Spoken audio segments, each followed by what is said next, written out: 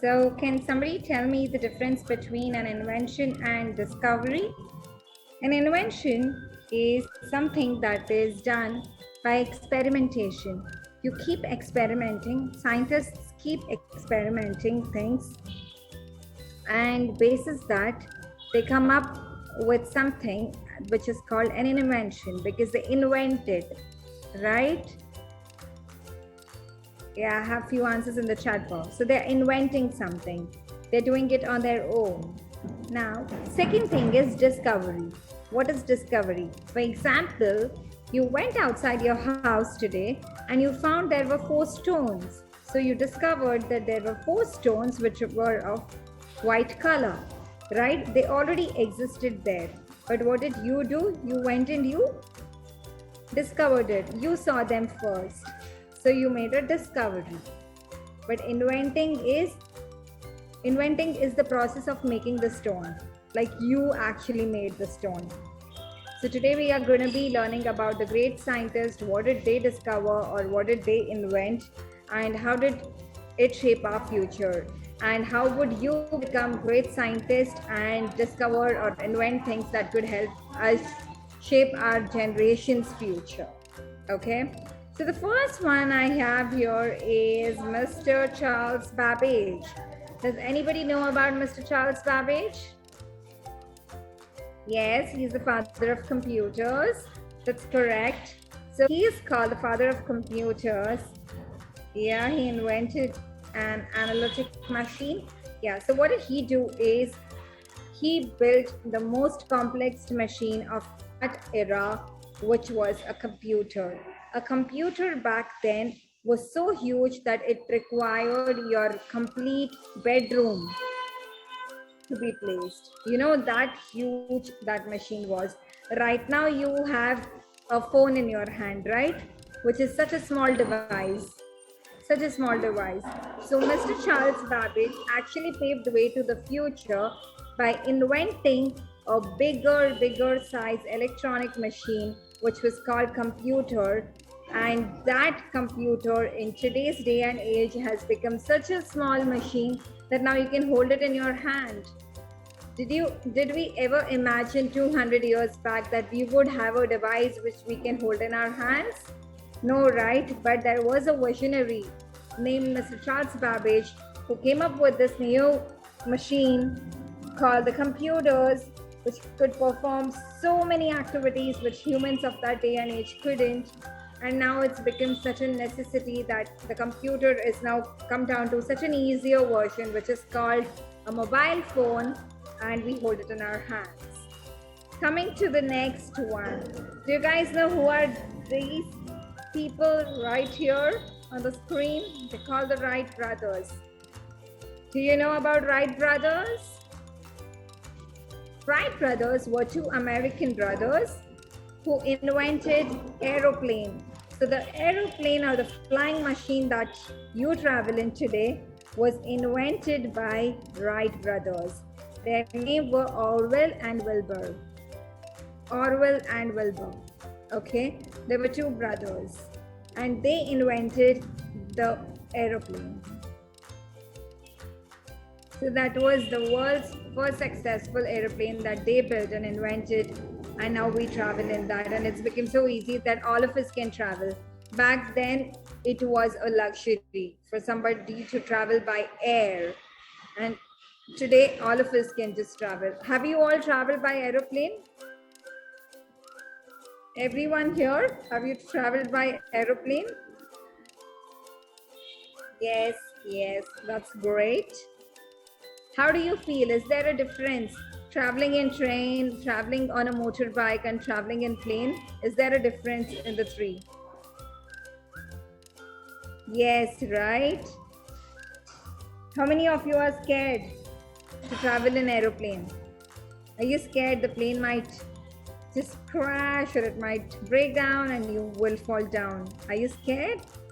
The reason I'm asking you this is right now there are a lot of other scientists who are working on making this aeroplane a more sophisticated machine. When it came into evolution, right, when they invented this particular machine, what had happened was, oh, okay, Drishti, you're not scared. What had happened was it wasn't sophisticated, right? Because they just built it, and there were so many flaws inside the system. And other scientists who came about after Wright brothers started working on those mistakes. So we did a very interesting class sometime back, which was about how to think like a scientist. In that particular class, what we did was we told all of you that to be a good scientist, there is one more point which is very important, and all of you should note that all that you discover, you should put it into the public domain. Everybody should know about it.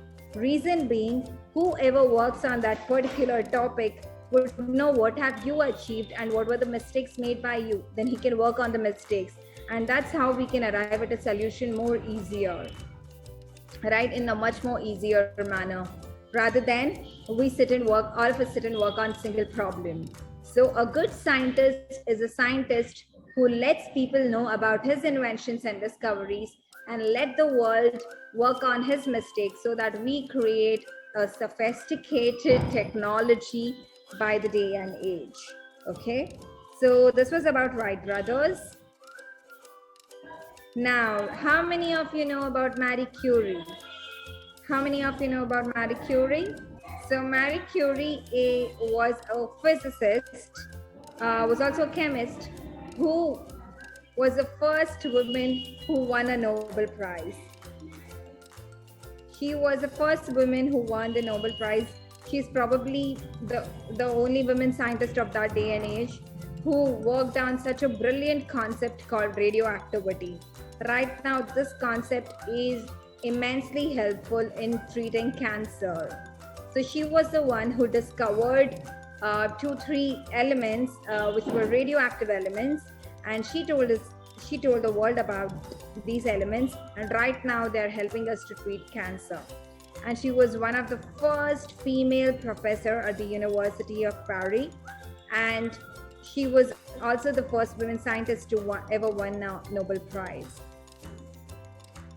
Next, now this is a proud moment for all of us, and it should be for you guys, because here we have an Indian who had also done an invention back then. His name was Sir Chandrasekhar Venkata Raman. Does anybody know about Sir Chandrasekhar Venkata Raman? Have you ever heard about Raman effect? Okay, great. I'll be telling you about the Raman effect. So one thing to note here is he was one of the first Indians to receive the Nobel Prize for his contribution to the scientific community, right? And Raman effect is nothing but it explains us, if you know things in physics, have you learned about the wavelength of light? Does anybody know the wavelength of light? Okay, there are a few concepts like that. Should be a little advanced for you guys, but basically this is a concept in physics which describes about the wavelength of the light and its occurrence. So Mr. Chandrasekhar Venkata Raman gave us the complete knowledge about this, and he explained us how light effect works actually. That's great, Rishan, if you know about Raman effect. But I think for a lot of you here, it could be an advanced concept. So just remember, it was in physics, and Raman effect happens in physics, and it is to do with light. Okay, the light which we all see, the normal light. Okay, so you need to remember this. Now the next one here is Mr. Albert Einstein. How many of you know about Mr. Albert Einstein? So many movies which have been made on Mr. Albert Einstein. There are so many things in scientific community that is regarded to Mr. Albert Einstein, right? One of the most important thing that he gave us and he gave the science community was the theory of relativity. Does anybody know what is the theory of relativity? This is to do with gravity and space. So Mr. Einstein gave us a lot of concepts that was based on space and that were based on a lot of other scientific things. And one among that, which was the most important discovery of all the time, was the theory of relativity, wherein he gave us a concept regarding gravity, right? So, and he's also done many other things. He is given as, yeah, as Drushan mentioned here, the photoelectric effect. So most of you who are interested in science could just go back and learn about this particular thing, because he's given us numerous contributions. The next one here is Mr. Alexander Fleming. Okay, so let me tell you guys what did he do. Mr. Fleming was an important contributor during the World War One. During the World War One, a lot of army soldiers were afflicted by this particular disease, which had infected their bodies. A lot of other bacteria had infected their bodies. So one thing that could stop this bacterial infection was an invention made by Mr. Fleming called the penicillin.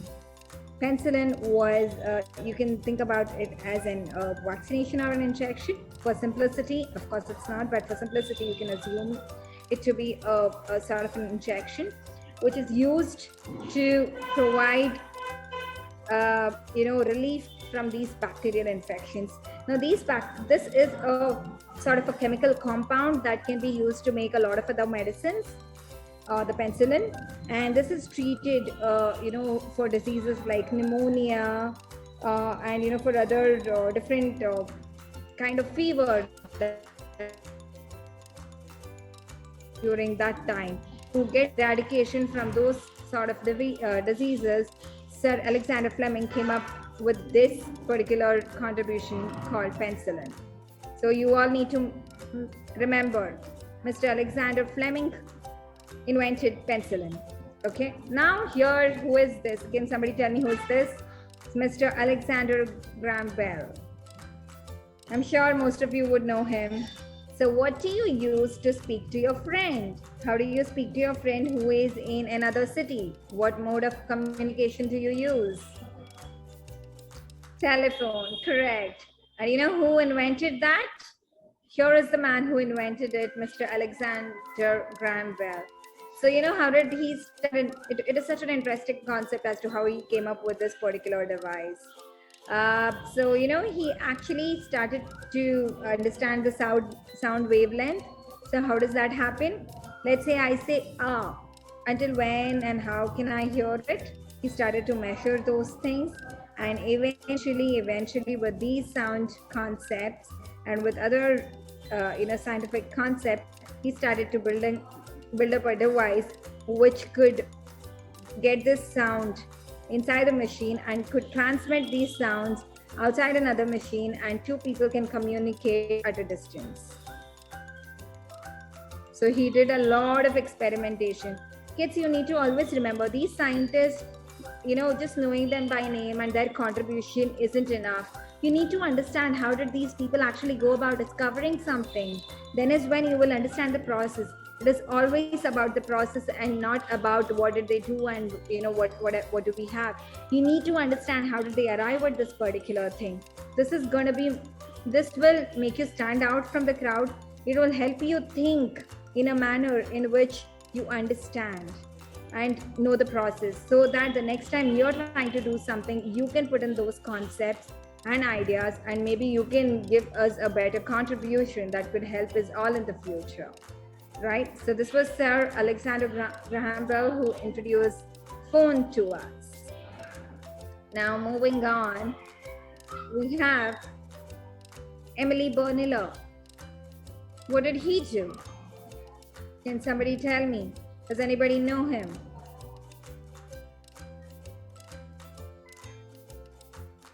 So he introduced a very interesting thing called a gramophone. So if you have your grandparents around, and if you have your parents also, probably they'll tell you what a gramophone is. So even before a tape recorder, does anybody know tape recorder and MP3 music player? Even before all that came into picture, there was a music system which came into picture, what is called a gramophone. So basically, what I had to do to play music on that particular device is get a CD kind of a thing, so that all of you know how does a CD look like. Do you know how does a CD look like? Yeah. So these were bigger CDs which had to place in a particular machine, and there would be a nail on that particular machine which would run on that particular CD to map the different codes on it, and while it is mapping the different codes, the music would be generated. So that's how a gramophone works, and he's the man to be credited to give us music and to give us entertainment and to introduce gramophone. So remember his name, Mr. Bolinor. Next, how many of you know him? I'm sure many of you would know him. He is the man who has given us something that we couldn't actually live without if the sun is gone: electricity. Bulb, right? Else I don't know, after the sun set, how would we all actually learn or do anything if we never had Mr. Thomas Edison? So he's given us the most well-known contribution that he's done is an electric bulb, but he's worked in all the areas where about energy transmitters, current generators, the motors. He's worked in all these areas, and he's done a significant contribution by giving us an electric bulb, and because of which all of us are surviving. And even when the sun sets, there is light in your house, you can eat, you can do all your daily activities, and that's how it's possible, because Mr. Thomas Edison thought about this problem and he gave us the solution. So here is again a very famous scientist, Mr. Torricelli. So how many of you know about Mr. Torricelli? So he's Mr. Torricelli, and he invented a device called barometer. Does anybody know here what a barometer is? Nobody knows what a barometer is? Okay, very simple. A barometer is a device which helps us understand or measure the temperature in the atmosphere. Now, this particular device is used to understand the atmospheric pressure. It helps you to understand if it's going to be windy, non-windy. Basically, for your weather and climate, the meteorology department, the department which actually forecast what could the weather be, tells us what is the pressure in the atmosphere, would it be windy, would it be rainy. So he is the man, Mr. Torricelli, responsible for giving us this wonderful invention.